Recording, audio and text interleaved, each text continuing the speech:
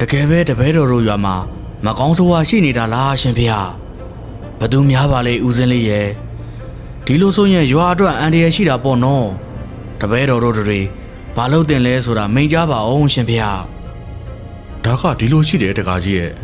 တကားကြီးတို့ရွာမှာရှိတဲ့မကောင်းဆိုးဝါကအခုချိန်မှာတော့ပညာအဆင့်မမြင်သေးဘူးကွယ်တကားကြီးတို့နားလည်အောင်ပြောရရင်ဝါနုသေးတဲ့ပေါ့ကွယ်ဒါပေမဲ့ရှော့တွက်လို့တော့မရဘူးသူကလာခွေညာတိုင်းမှာလူသားတွေကိုဖျက်အောင်သေးဆောင်ပြီးစားတောက်လေရှိတယ်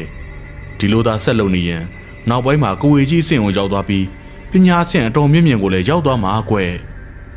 အခုချိန်မှာတော့ဒီမကောင်းဆိုးဝါကဘသူဘဝဖြစ်တယ်ဆိုတာအတက်ပြောဖို့ခက်သေးတယ်တကားကြီးတို့ရဲ့အဲ့ဒီမကောင်းဆိုးဝါကလူတစ်ပိုင်းမိစ္ဆာတစ်ပိုင်းဖြစ်နေတော့နှိမ်နှင်းမှုပိုခက်တာပေါ့ဒီတိုင်းလွတ်ထားရင်တော့ကဝေကြီးအဆင့်ကိုဖြည်းဖြည်းချင်းရောက်သွားနိုင်တယ်ကဲတကားကြီးတို့ဒီလိုလုပ်ကြရအောင်တကားကြီးတို့တနတ်တွေကိုဟောဒီပိတ်စာပေါ်မှာတင်လိုက်ကြပါဦးစင်အန်ဒီယကင်ဂါထာမန်တန်တွေရွတ်ဖတ်ပေးပါမယ်ဒီခါတာတော်တွေကတိတ်ကိုအစွမ်းထက်တော့တော်ရုံမကောင်းဆိုးဝါဆိုရင်အနားတော်မကတ်နိုင်ဘူးကွယ်နောက်ပိုင်းကျရင်တကားကြီးတို့ရွာမှာဒီထက်ပိုဆိုးတဲ့အန်ဒီယတွေကိုထိတ်တဲ့ရင်ဆိုင်ရလာမှာအဲ့ဒီခါကျရင်ဦးစင်အစီရင်လုပ်ပြီးတဲ့ဒီတနတ်တွေကိုထုတ်သုံးဖို့ထို့နောက်မှာတော့ရွာသားတွေဟာမိန်ကြားချက်အတိုင်းဦးစင်းလေးရှိရာပိတ်စာပေါ်မှာသူတို့ပါလာတဲ့တနတ်တွေကိုအသီးသီးတင်လိုက်ကြပြီးဦးစင်းလေးကလည်းဂါထာများကိုအဆက်မပြတ်ရွတ်ဖတ်ပေးနေခဲ့ပါတယ်ထိုဂါထာများဆွမ်းထက်အောင်အသုံးပြုသူကိုယ်တိုင်ကလည်းတိလသမားတွေလုံခြုံအောင်ဆောင်ထိန်ကြဖို့ထက်ဆင့်မိန်ကြားလို့နေခဲ့ပါတယ်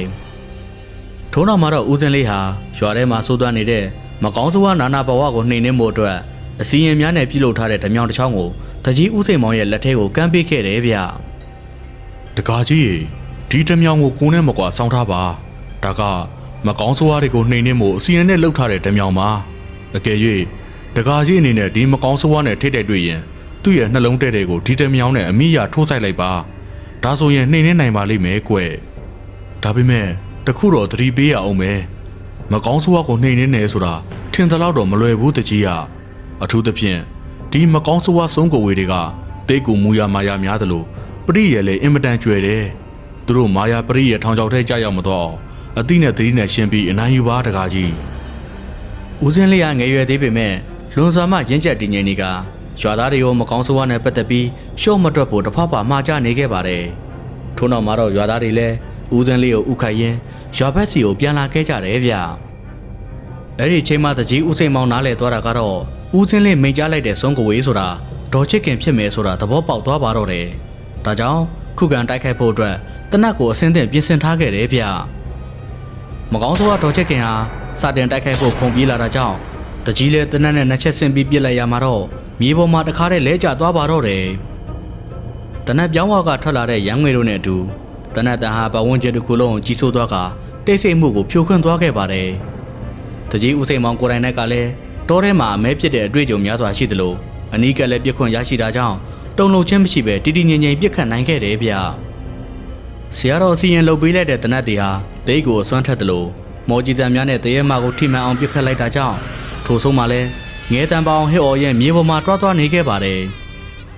မကောင်းဆိုးဝါးမဟာငဲတန်ပောင်ဟဲ့အော်ရင်တကြီးနဲ့ဝေးရတောဆက်ကိုတဖြည်းဖြည်းချင်းတွားနေခဲ့တယ်ဗျပုံမှန်အားဖြင့်တောင်အင်မတန်ကြောက်စရာကောင်းတဲ့ကိုဝေမဟာ